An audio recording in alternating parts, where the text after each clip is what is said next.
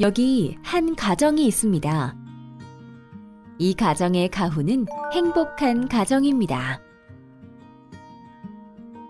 가족 구성원이 생각하는 행복한 가정이란 어떤 경우일까요?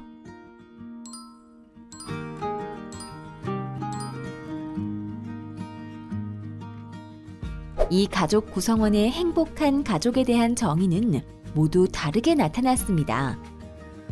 이렇듯 각자의 생각은 다릅니다. 상담의 목표를 설정할 때 모호하고 추상적인 표현을 할 경우 서로 혼란을 빚을 수 있습니다. 이에 목표 설정은 상담 출발의 중요한 요소입니다. 상담의 성공과 직결되어 있는 상담 목표를 어떻게 설정해야 하는지 그럼 알아가 볼까요?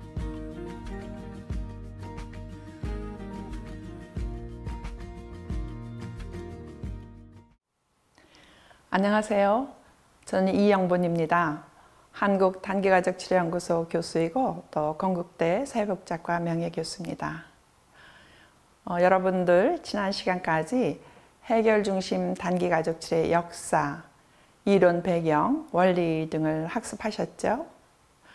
오늘부터는 상담 상황에서 우리가 직접 활용할 수 있는 그런 구체적인 기법들에 대해서 학습하도록 하겠습니다. 여러분께서 앞에 나오는 행복한 가정이란 가훈을 가지고 있는 가족 만나셨죠? 가족들 각자가 생각하는 행복한 가정이 사뭇 다르다는 것도 알 수 있었나요? 이렇듯 가족들 각자가 아버지, 어머니, 자녀들, 하물며 강아지까지 바라는 것이 다른데도 불구하고 우리 상담사들은 이런 것들을 잘 파악하지 않고 행복한 가정을 만들기 위해서 아주 애를 쓰죠. 그런 경우에 상담은 매우 길어지고 또 내담자들은 불만이 생기기도 하지요. 왜냐하면 우리가 자녀들의 욕구, 즉 엄마 아빠가 싸우지 않았으면 좋겠어요 하는 것들을 가지고 상담을 하다 보면 뭐 어머니는 자기가 원하는 것 또는 아버지는 자기가 원하는 것을 성취할 수 없기 때문에 불만스러워질 수도 있다는 얘기입니다. 여러분들이 배를 타고 어딘가를 간다고 해봅시다. 뭐 하와이, 몰디브 좋죠. 우리가 갈 곳을 정한 뒤에 닻을 올리고 항해를 시작하잖아요. 그것과 같은 것이죠. 자, 상담의 그 성공과 직결되어 있는 상담 목표를 어떻게 만들어야 하는지 구체적으로 알아보도록 하겠습니다. 우리 같이 한번 생각해 볼까요? 문제가 다 해결되었다는 걸 어떻게 할 수 있어요? 상담자가 이 정도면 되겠다 뭐 그런 판단? 혹은 내담자가 선생님 뭐 됐어요 라는 결정?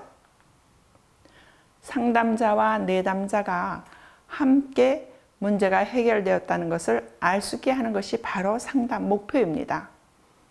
왜냐하면 목표가 달성되면 문제가 해결되는 것이죠. 그래서 명확한 상담 목표를 갖는 것이 매우 중요합니다.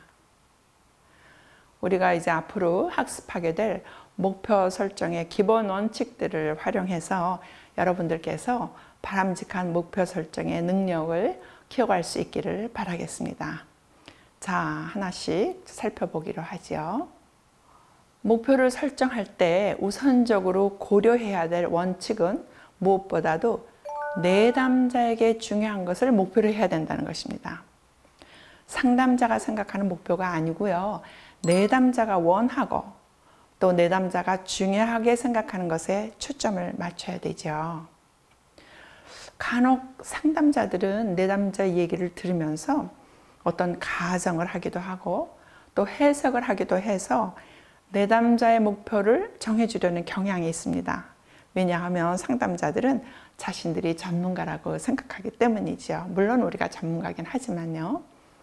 그러나 상담 목표가 내담자에게 중요할 때 내담자는 목표를 성취하기 위해서 훨씬 더 몰두하게 됩니다. 상담자와 내담자가 함께 내담자에게 중요한 것을 찾아서 상담 목표를 설정하는 것은 우리가 배운 원리, 협력적인 관계에 근거하고 있습니다. 여러분들 해결중심 단기 치료의 원리에서 학습한 것 기억하시죠? 이런 맥락에서 상담자는 상담자가 생각하는 목표를 주장하기보다는 내담자가 원하는 목표를 받아들이면서 상담을 진행하는 것이 훨씬 도움이 되겠죠? 간혹 내담자는 처음에 저는 이러이러한 문제로 고생하고 있어요 뭐 이렇게 얘기를 하다가 또 상담 과정에 또 저러저러한 거를 원해요 그렇게 말하는 경우도 흔히 있어요. 목표에 대한 이야기를 나누면서 목표를 명료화하는 것이 좋죠. 목표의 형태는 충분히 바뀔 수 있다는 것을 우리는 기억해야 됩니다. 자, 최종적인 목표가 내담자가 원하는 것인지를 분명히 하는 것이 좋다고 그랬는데요. 내담자가 원하는 것, 또 내담자에게 중요한 것, 이러한 것을 목표로 설정했을 때, 그런 것을 목표로 우리가 만들었을 때 어떤 효과가 있을까요? 내담자는 자기의 목표 성취를 위해서 매우 노력을 하게 되고 또 협조적인 태도를 갖게 됩니다. 이렇게 내담자가 노력하고 또 협조적인 태도를 갖게 되면 상담 기간이 굉장히 짧아집니다. 그래서 굉장히 효과적이죠. 그렇죠?